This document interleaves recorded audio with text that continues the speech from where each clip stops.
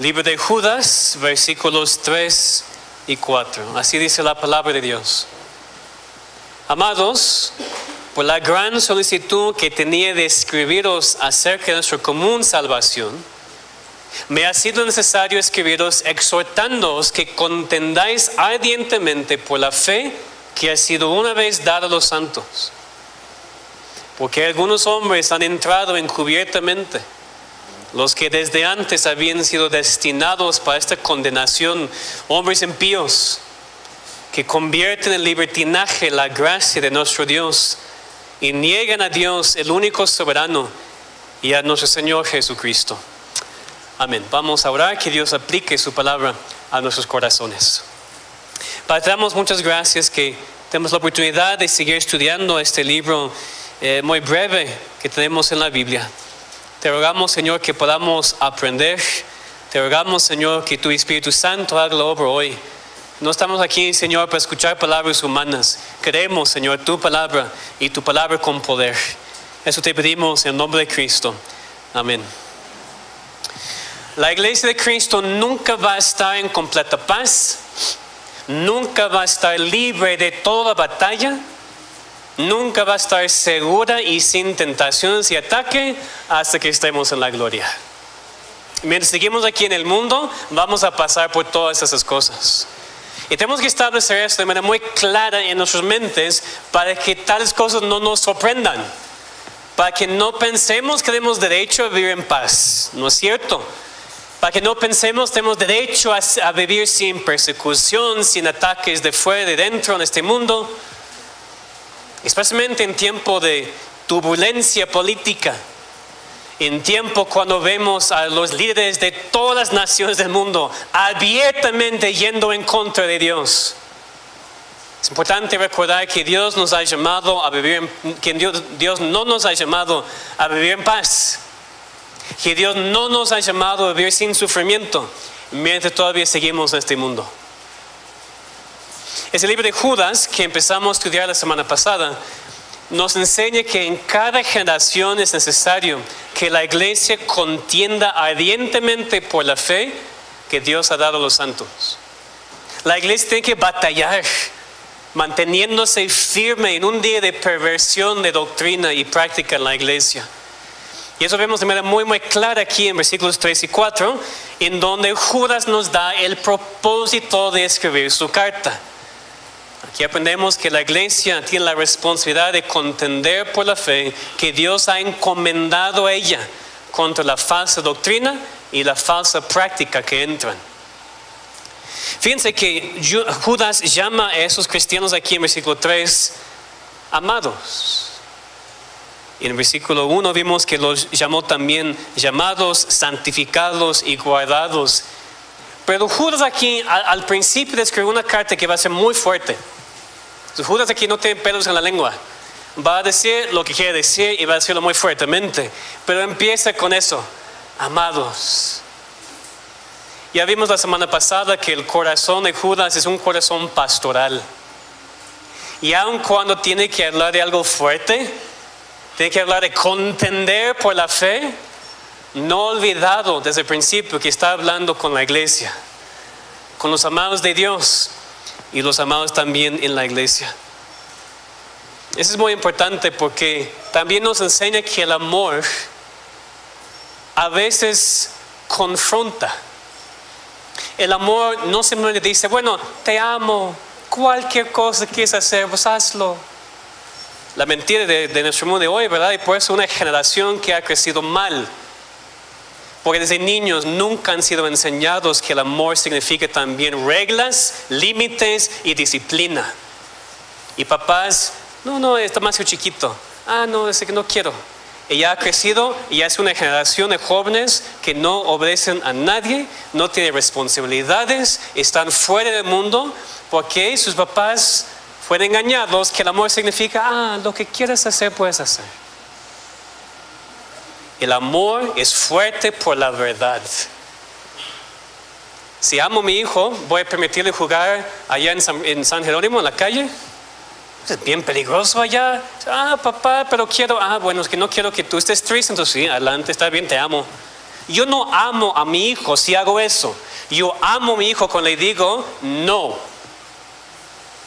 ¿Verdad, papás?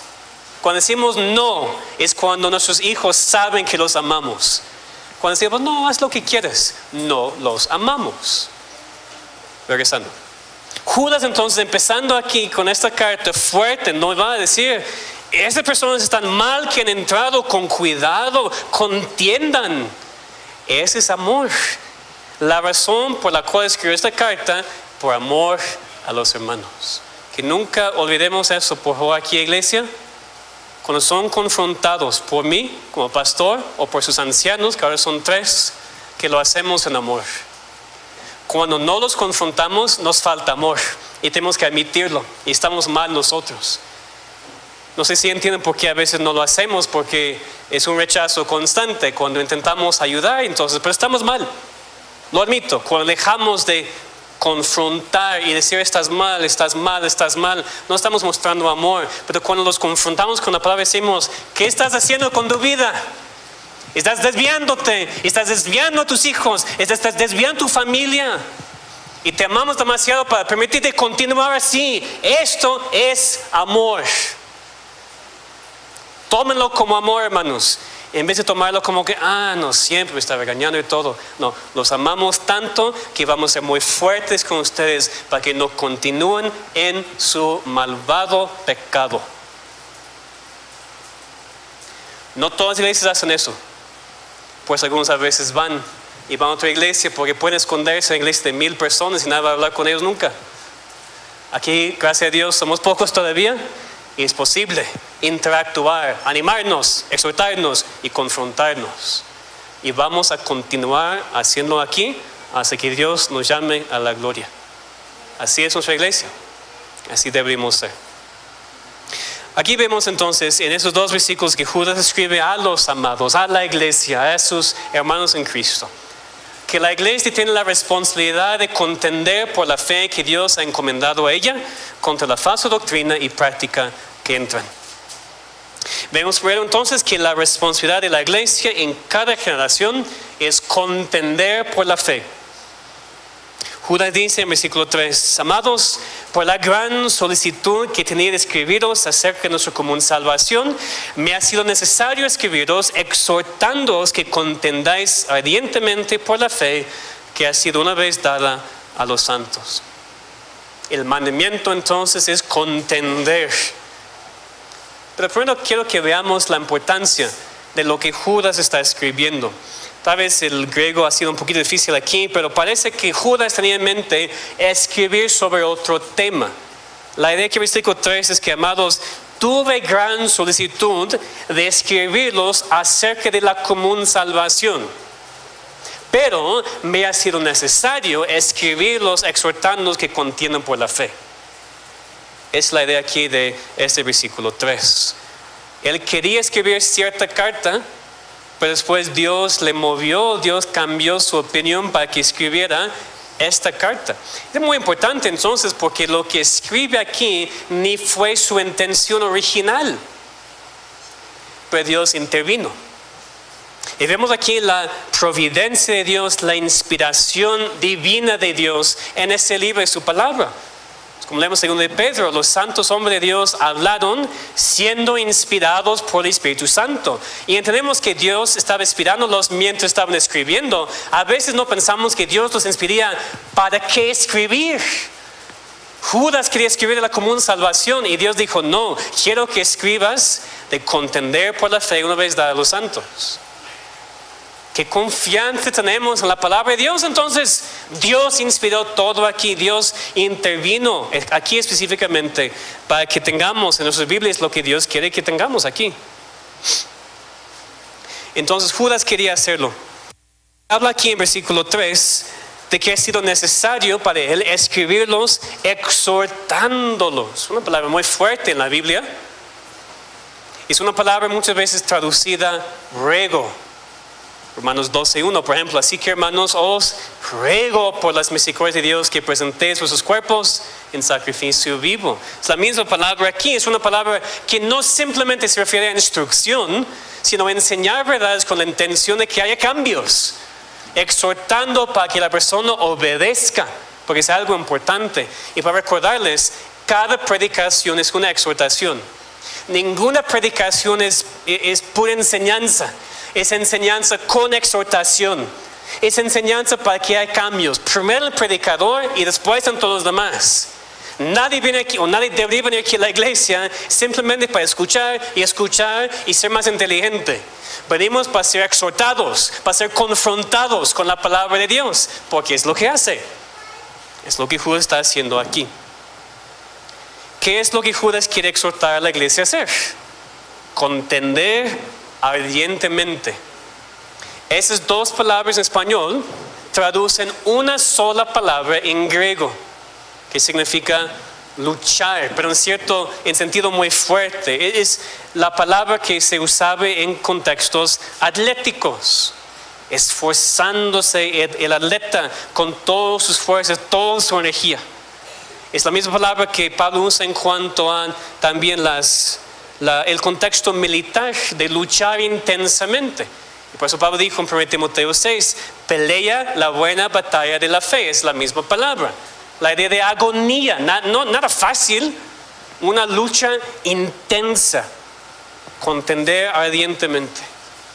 Y los escritores del Nuevo Testamento toman esta palabra que se usa en contextos de atletas o de soldados, y usa la misma palabra aquí en cuanto a la fe. ¿Qué dijo Pablo? Pelea la buena batalla de la fe, precisamente, defendiendo lo que creemos, lo que leemos aquí también en Judas. Es lo que él quiere comunicarnos aquí. Que este problema de las perversiones doctrinales y prácticas entrando a la iglesia no es algo que se puede ignorar, esperando que se resuelvan ahí solos. Era necesario y todavía es necesario para la iglesia contender por la fe. Aprender a pelear las batallas correctas en vez de ser distraída y siempre estar en batallas no necesarias. ¿Por qué digo eso? Porque a veces somos muy buenos de contender. Eso no nos cuesta trabajo. Y contender ardientemente. A una persona le gusta pelear, presentar argumentos, etc. Pero fácilmente podemos desperdiciar esos dones, desperdiciar nuestro esfuerzo en pelear en cosas no importantes.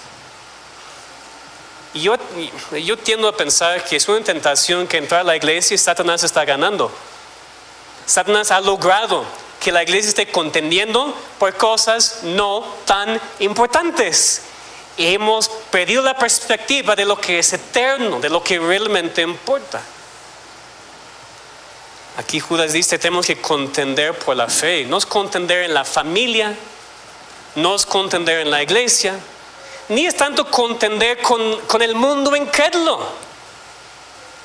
Aquí es contender en la iglesia, pero por la razón correcta, por la fe.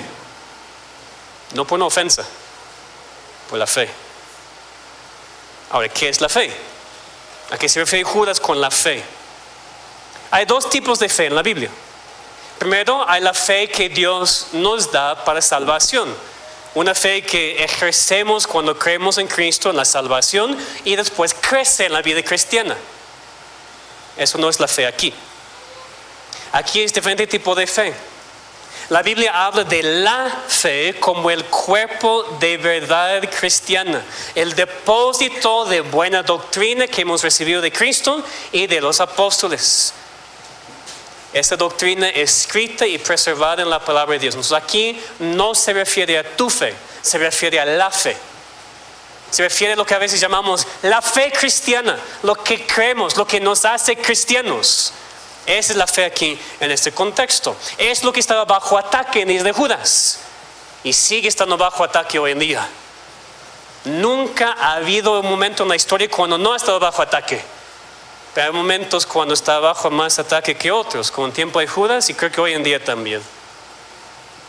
Y lo que Judas llama a la iglesia a hacer en cada generación es contender en agonía con todo nuestro ser por la preservación de la sana doctrina, por el evangelio, en contra de perversiones que intenten entrar a la iglesia y cambiar el mensaje de la salvación.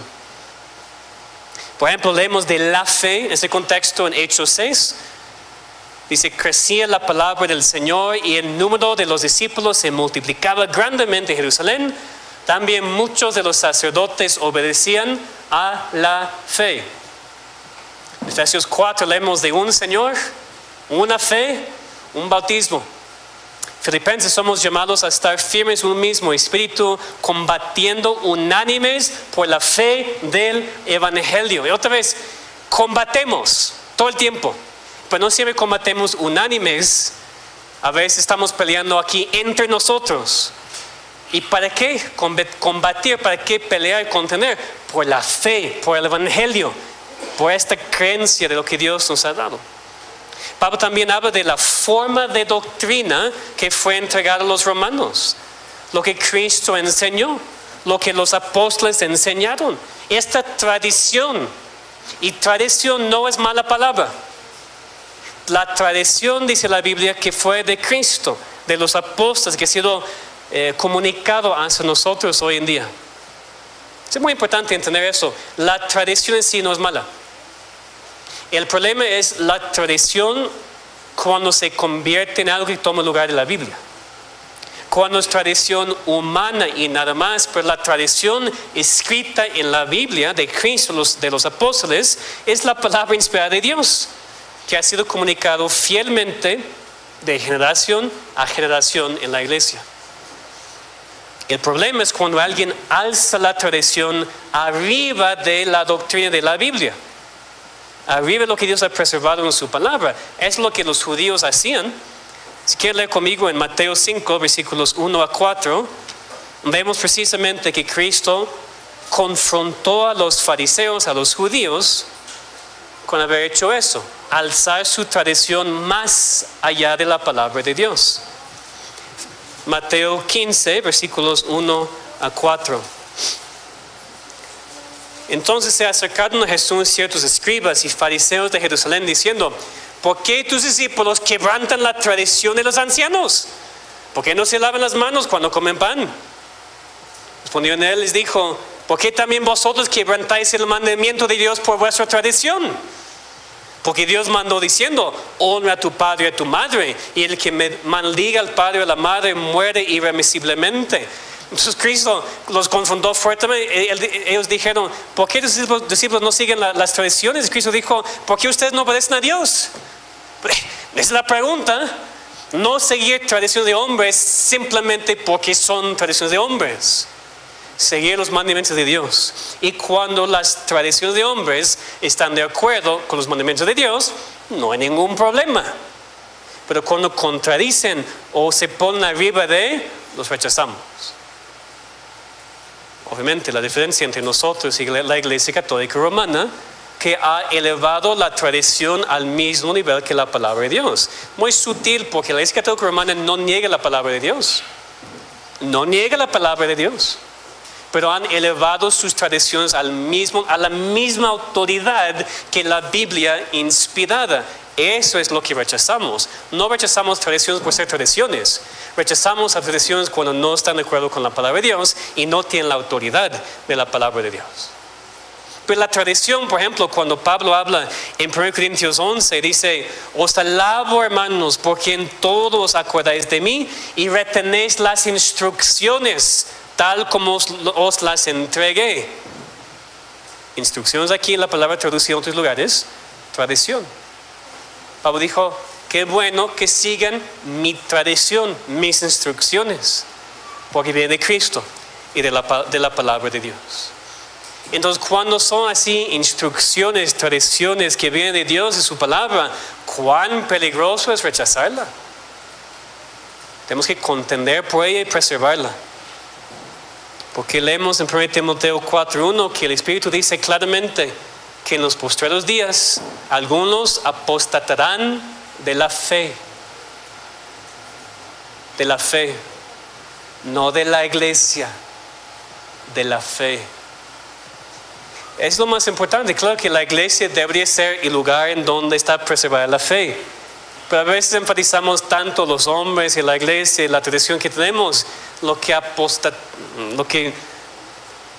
cosa en la cual se desvían es la palabra de Dios, la tradición de Cristo, la fe que Dios ha dado a los santos.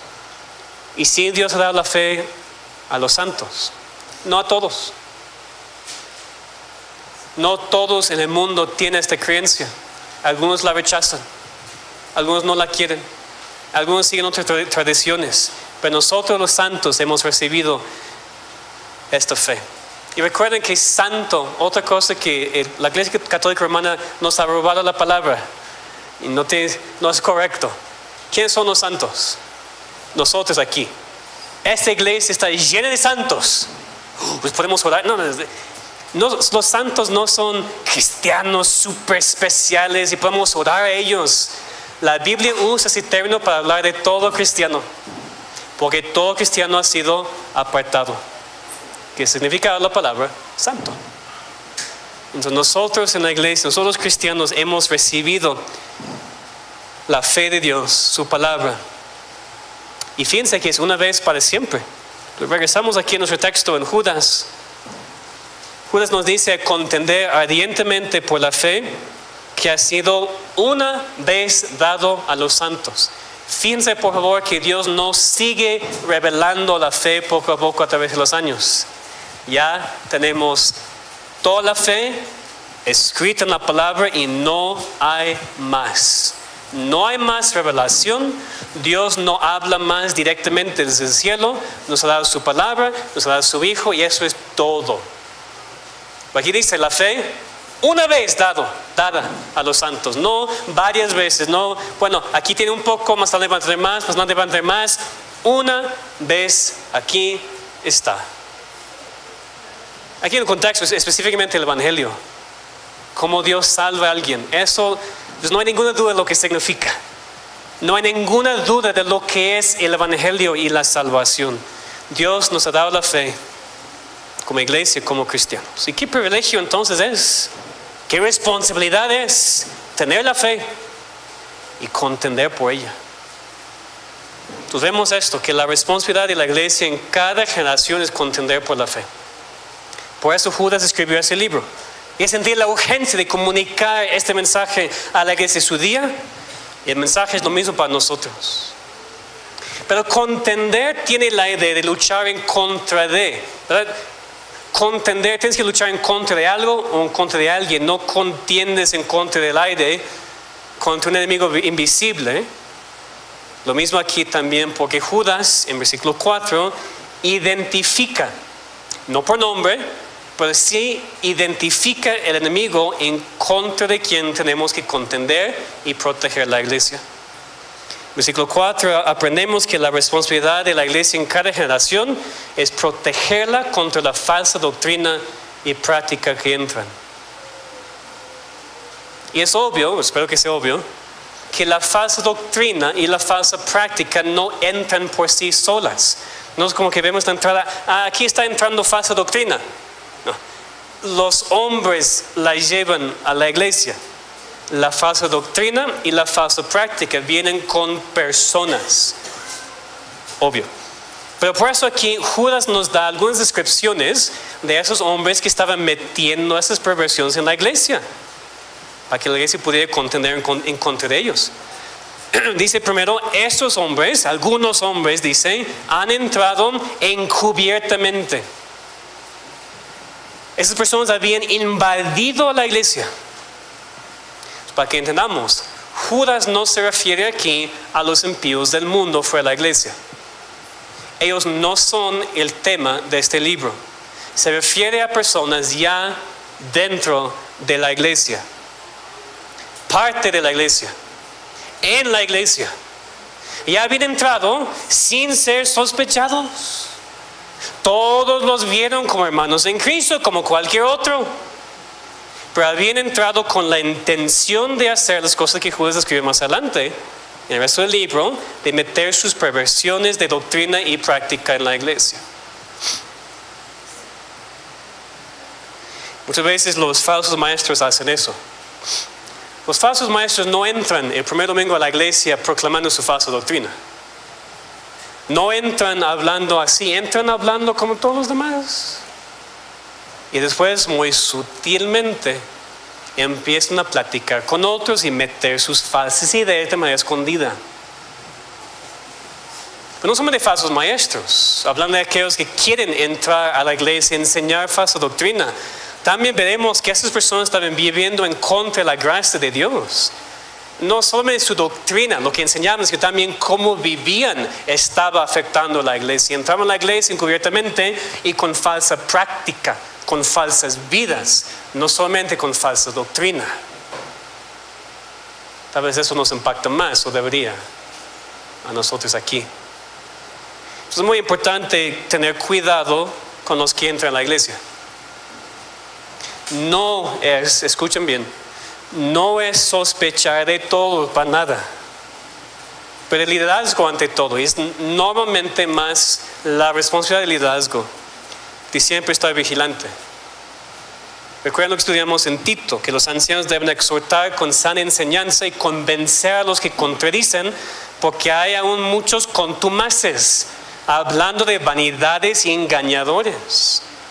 Por eso tenemos proceso de membresía, por ejemplo. Y puede parecer algo tedioso, a veces puede tomar mucho tiempo, está bien. Pero tenemos la confianza que conocemos a las personas al final del proceso, que nos conocen a nosotros antes de meterlos a la membresía de la iglesia. Eso tampoco es garantía de nada, entendemos eso, pero hay un proceso correcto para proteger la iglesia, por lo menos, en vez de decir que todos son miembros los que asisten, o todos son miembros los que han sido bautizados con muchas iglesias. No creemos en eso, en parte para proteger la iglesia en contra de aquellos que entran encubiertamente. Pero aunque esos hombres entraron encubiertamente a la iglesia sin ser sospechados por nadie, Dios sabía quiénes eran. Porque Judas nos dice que esos hombres fueron destinados para esta condenación. En otras palabras, su condenación había sido profetizada. Dios había decretado antes lo que iba a pasar con esos malvados. Y Judas nos va a explicar en los siguientes versículos, usando ejemplos como los egipcios, los de Sodoma y Gomorra, Caín, Balaam, etc., que vamos a estudiar en 8 días. Lo que significa exactamente que esta condenación había sido destinada para ellos, un poquito más complicado de entender. Parece que no se refiere a una profecía específica, sino que en general Dios ya ha prometido edificar su iglesia aún en contra de la oposición de las mismas puertas del Hades. El juicio de Dios contra los impíos es algo seguro. Él va a proteger su iglesia, porque Él es su pastor. Su Hijo es la cabeza de la iglesia, y Dios no va a permitir que los impíos la destruyan. Judas dice eso para que los cristianos en su tiempo no se desviaron, para que no fueran engañados, para seguir a esos hombres que habían entrado encubiertamente. Ellos no iban a ganar. Dios ya había planeado su destrucción. Podemos confiar en eso nosotros también. Después Judas habla de esos hombres como hombres impíos. Habían entrado a la iglesia, fingieron ser hombres que conocían a Dios, que seguían a Dios, pero no le temían, no le obedecían. Estaba meditando en eso en la semana y yo pensaba, que el término impío o injusto es tan común en la Biblia y lo usamos tanto que ha perdido su impacto en nosotros. Es algo serio porque Pablo dice, por ejemplo, en 1 Corintios 9, los injustos no heredarán el reino de Dios. No hay nada más fuerte que eso. No eres justo, vas al infierno, no vas al cielo. Aquí en este mismo libro de Judas, lean conmigo versículos 14 y 15. Los impíos. De eso también profetizó Enoc séptimo desde Adán, diciendo, aquí vino el Señor con sus santas decenas de millares. Aquí, fíjense en eso. Para hacer juicio contra todos y dejar convictos a todos los impíos de todas sus obras impías que han hecho impíamente. Y todas las cosas duras que los pecadores impíos han hablado contra él. 4 veces el mismo versículo, impíos, impíos, impíamente. Y Dios dice, a la destrucción con ellos. Entonces, impío, injusto, pues impíos, injustos. Los impíos y los injustos no conocen a Dios y van al infierno para pagar por sus pecados. Entonces, cuando Judas aquí dice que esos hombres eran impíos, no significa que eran cristianos, hermanos en Cristo, un poco desviados, un poco difíciles. No, incrédulos con la intención de destruir la iglesia de Cristo. Y por eso la condenación tan fuerte para ellos. También el segundo de Pedro leemos que los cielos y la tierra que existen ahora están reservados por la misma palabra, guardados para el fuego en el día de juicio y de la perdición de los hombres impíos. Y los impíos merecen toda la condenación de Dios, porque los impíos viven como si Dios no existiera. Creo que la mejor definición de un impío: alguien que vive como si Dios no existiera. A veces hay personas que niegan su existencia y por eso viven así. Pero ¿saben lo que es más fuerte? Personas que dicen que Dios existe y también vive como si no existiera. Sus palabras no significan nada. Yo creo en Dios, Dios existe, Dios existe. ¿Vives conforme a lo que Él ha mandado? ¿Has sido salvo por su evangelio? ¿O vives en realidad, como si no existiera? Tu vida no cambiaría nada si dejas de leer la Biblia y ir a la iglesia. La misma vida. Tú vives como si Dios no existiera. Impío. Qué fuerte, qué peligroso. Piénsalo entonces, ¿cómo vives? ¿Cómo vives tú? ¿Vives como una persona que Dios ha transformado para siempre? Antes de tus pecados, mal, perdido, haciendo todo conforme a tu voluntad, y ahora hay una diferencia. No es perfecto, pero una gran diferencia en tu vida por lo menos. Todos te ven en tu trabajo y dicen: cristiano. Pues tiene que ser cristiano porque no es como yo, no es como nosotros. Todos tus familiares diciendo: ¿qué pasó contigo? Y eres cristiano ahora, ¿verdad? Ni tienes que decirlos, lo ven, es obvio. ¿O no?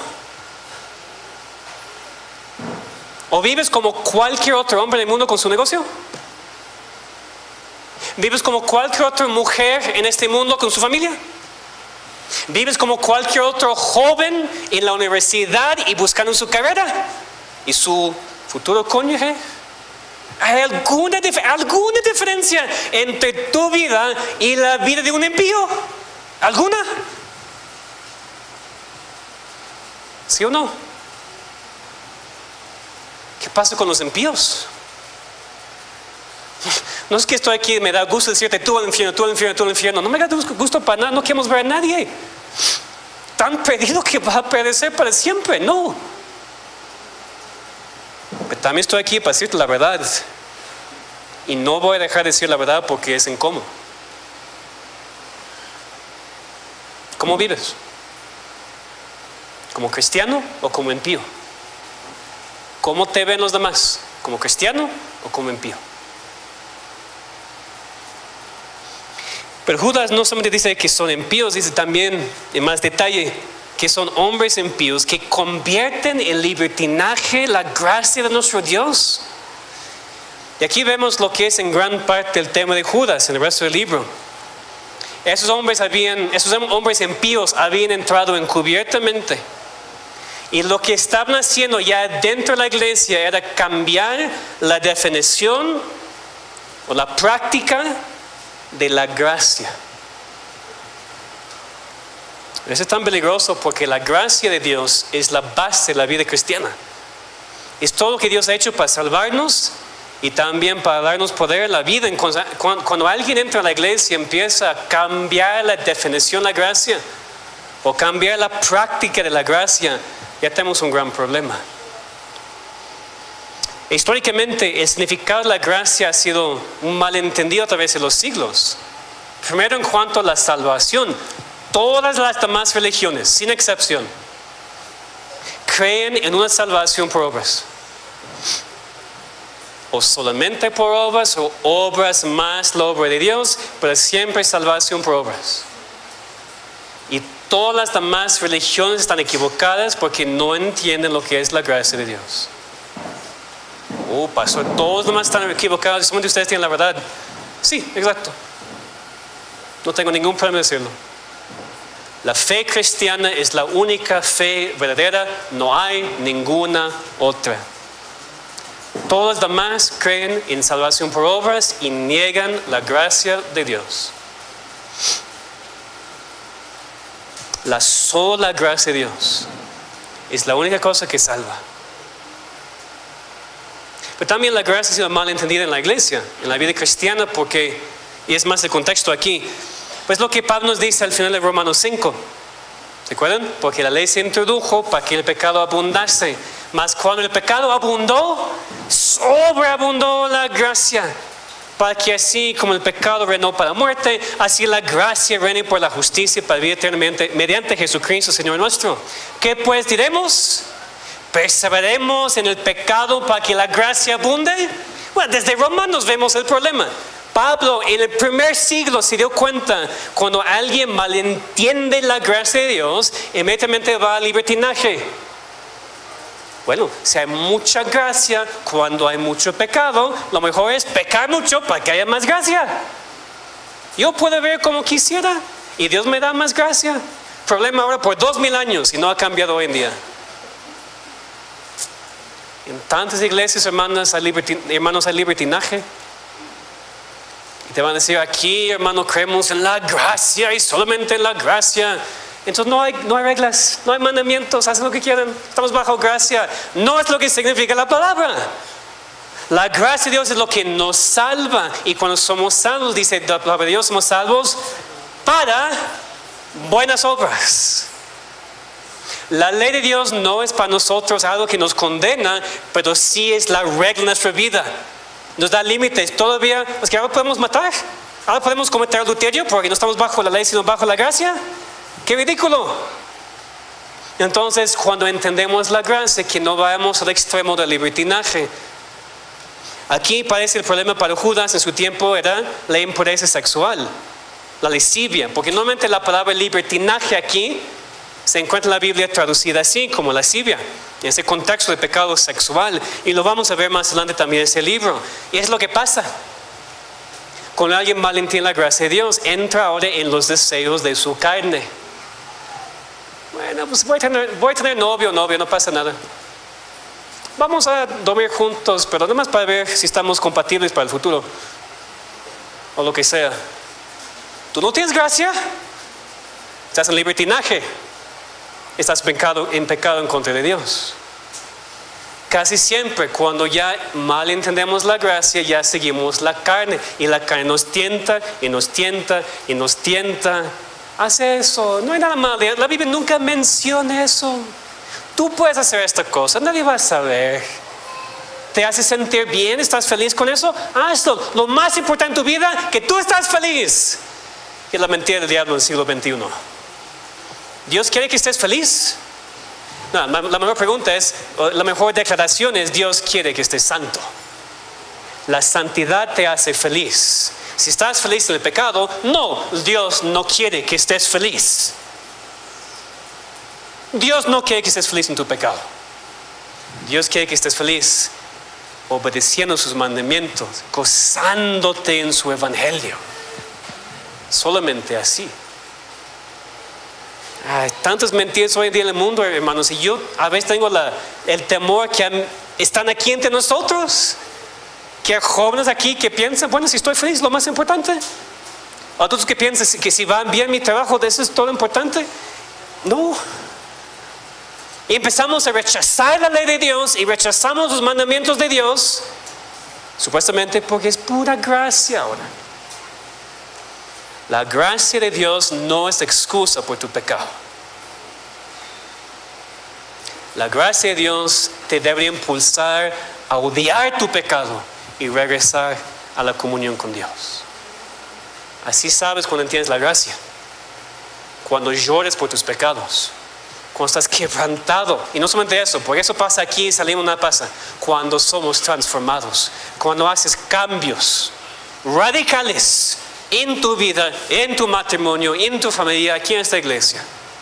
Es cuando sabemos que ya entendemos lo que significa la gracia de Dios. Mucho malentendido en cuanto a lo que significa gracia. hasta en la iglesia reformada, de un problema hoy en día que es un mal entendido de lo que significa la libertad cristiana. Es lo mismo, no tenemos libertad para hacer lo que quisiéramos. La libertad que tenemos en Cristo es para obedecer. Es libertad para estar bajo la ley, no para ser salvos, sino para ser como hijos de Dios. Pero es simplemente incorrecto pensar que soy cristiano, tengo libertad y puedo hacer lo que quisiera. Pablo mismo dijo muy claramente, todo me es lícito, no todo me conviene. Ni a mí, ni a otros. Y eso es lo que creemos aquí en esta iglesia local. Entonces esos hombres, a quien se refería Judas, no estaban practicando la libertad cristiana, estaban practicando el libertinaje. Querían meter sus deseos de la carne en la iglesia, disfrazando todo como gracia. Y nadie tiene derecho a hacer eso, ni pastor ni congregante. Meter cosas en la iglesia que son pecaminosas, disfrazadas como libertad o como gracia. Y finalmente esos hombres, dice Judas, negaron a Dios. Niegan a Dios, el único soberano, y a nuestro Señor Jesucristo. Posiblemente Judas dice Dios Padre, Dios Hijo, pero parece en el griego original que dice niegan al único soberano, nuestro Dios y Señor Jesucristo. La idea aquí en esta frase es enfatizar la deidad de Cristo. Cristo es el único soberano.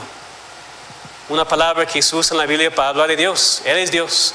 Él es Señor. De hecho, esta palabra soberano aquí se puede traducir también déspota. Siempre pensamos de manera negativa, ¿verdad? Pero pienso de manera positiva. Un soberano, literalmente soberano sobre todo. Cada detalle de tu vida Él controla. Así es Cristo. El Señor también es el título de Jehová en el Antiguo Testamento. Vemos que esos hombres no solamente estaban con una práctica incorrecta, sino también con un mal entendido de la deidad de Cristo. Y casi siempre pasa. Si vemos una persona con problemas de la práctica, probablemente es porque tiene problemas con su doctrina. No siempre, pero muchas veces está a la base un mal entendido de quién es Dios y quién es su Hijo Jesucristo. Entonces aquí aprendemos que la iglesia tiene la responsabilidad de contender por la fe que Dios ha encomendado a ella en contra de la falsa doctrina y práctica que entran. Y si entran, y si han entrado a través de los siglos, han entrado a las iglesias de Cristo personas con doctrinas equivocadas y con prácticas torcidas. Personas entran a propósito a sembrar falsa doctrina, cambiar la iglesia y ser exaltados como líderes. Y como siempre decimos, todos están bienvenidos a asistir a la iglesia. Pero debemos tener cuidado con personas que vienen, escuchar lo que dicen con discernimiento y más, tener cuidado con la membresía de la iglesia. Y aún más con los que llegan a ser líderes en la iglesia. Por eso tenemos procesos para proteger la iglesia local. Porque muchos tuercen la gracia de Dios. Hay mucho libertinaje hoy en día en la iglesia de Cristo. Muchos hablan de la gracia, muchos hablan de alejarnos del legalismo. Pero la gracia de Dios incluye la obediencia. La gracia de Dios en la vida cristiana es para que obedezcamos, no para que vivamos como quisiéramos. Hay tantos mandamientos de Dios en el Nuevo Testamento para los cristianos que es muy difícil para mí entender cómo pueden pensar que es legalismo seguir reglas. No es legalismo seguir reglas. Es legalismo seguir reglas y pensar que sí estás mejor con Dios. Pero no es legalismo ni tener reglas ni seguir las reglas. No es legalismo tener mandamientos, obedecer mandamientos. Eso es precisamente gracia. Gracia para entender cuáles son y gracia para ser fortalecidos a obedecerlos. Como mencioné en los comunicados, por eso nos ayudan mucho los credos. Ya tenemos un resumen de lo que creemos para que no nos desviemos a estos lados tan fácilmente, o al legalismo o al libertinaje. ¿Qué es lo que nos constriñe un poquito? Nuestra doctrina, los credos, las confesiones, los catecismos. Es lo que dije que no, en los comunicados. Tenemos que pensarlo así. Una persona te pregunta, pues ¿qué crees? Dime tú lo que crees. Bueno, ¿cuánto tiempo tienes, verdad? ¿Qué vas a decir? Una persona te pregunta, ¿qué crees en cuanto a Dios, la salvación? Explícame lo que dice la Biblia. ¿Tú vas a citar Génesis 1:1, Apocalipsis 22:21? ¿Vas a citar toda la Biblia? ¿O vas a resumir de alguna manera lo que crees? Es lo que vas a hacer, ¿verdad? ¿Cómo aprendes a hacerlo? ¿En tus propias palabras? Tal vez estás equivocado en cómo lo explicas. ¿Qué mejor usar palabras que vienen de la Biblia, que la iglesia ha aprobado a través de los siglos? Nos protege muchísimo. Son resúmenes escritos por hombres de Dios en el pasado que podemos usar esto hoy en día para ayudarnos. Nos aseguran que tenemos la fe que Dios ha dado una vez a los santos. Voy a terminar con 2 preguntas.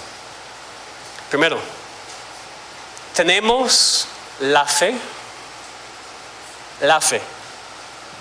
Como iglesia, ¿tenemos la creencia correcta de la salvación y el Evangelio de Dios?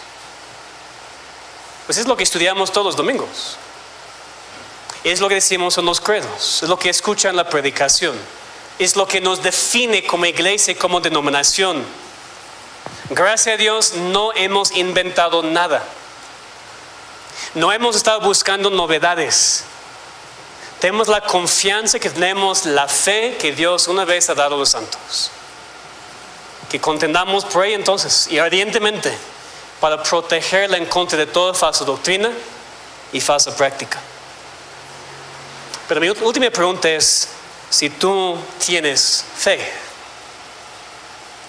Aquí en la iglesia tenemos la fe, pero tú tienes fe en la fe. ¿Tú crees lo que Dios ha dicho en su palabra? ¿Tú crees lo que predicamos aquí todos los domingos? ¿Tú crees en Cristo como el único salvador de tus pecados? ¿Tú crees en la doctrina, la práctica que Dios nos ha dado?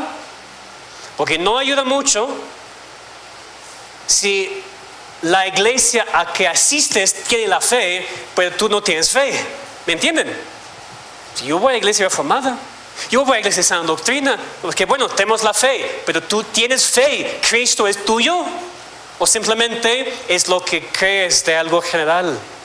¿Tú has sido salvo de tus pecados, de tus maldades? ¿Estás siguiendo a Dios en tu arrepentimiento? ¿Tienes fe, joven, adulto, visita, quien seas? Tenemos la fe, tenemos la palabra de Dios, tenemos seguridad en lo que creemos. ¿Tú lo crees? Es lo más importante.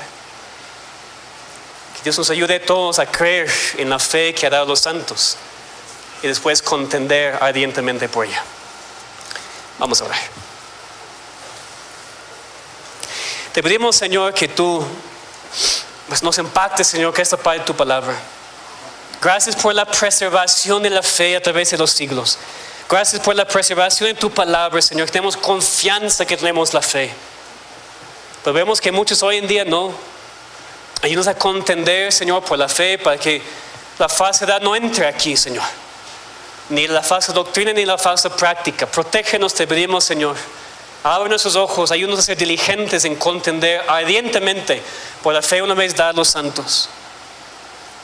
Pero, Señor, también te pedimos por cualquier hombre, cualquier mujer aquí, cualquier joven impío. Y no usando esa palabra, Señor, para ofenderlos sin razón. Pero estamos orando, Señor, que aquellos aquí que no te conocen, que no tienen fe, saben que existe la creencia cristiana, saben que existe la fe cristiana, pero no es su fe. Todavía no han creído. Todavía están en sus pecados, todavía pues no creen. Señor, sálvalos. Salva a esos impíos, Señor, para que no sean destinados para la condenación eterna. Sálvalos, Señor, para que sean rescatados de sus pecados, para que crean en ti, para que sean tus hijos, Señor, para siempre. Señor, salva a nuestros hijos, te rogamos. Salva a los niños y jóvenes de nuestra iglesia local, Señor, que saben, Señor, que han escuchado, tienen tanto conocimiento, Señor, pero ahora sálvalos. Rompe sus corazones, Señor, para que no sigan escuchando, pero sin fe. Salva a nuestros familiares, Señor, salva a todos los que vienen aquí, los que conocemos, Señor. Tenemos esta carga para su salvación. Salva a tu pueblo, salva a los escogidos, Señor.